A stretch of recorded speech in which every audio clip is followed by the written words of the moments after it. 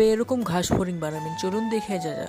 সর্বপ্রথম একটি জুসের পাইপ ভালোভাবে চিকন করে কেটে নিতে লাগবে।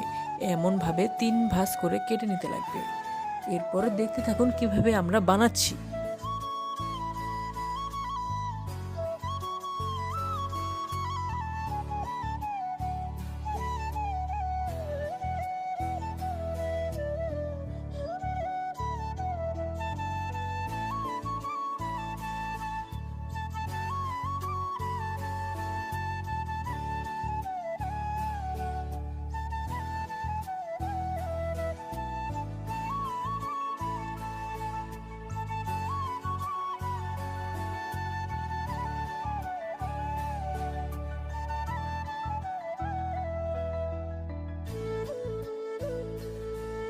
ব্যাস হয়ে গেল একটি ঘাস ফড়িং। যদি আমাদের ভিডিওগুলো ভালো লাগে থাকে লাইক করবেন।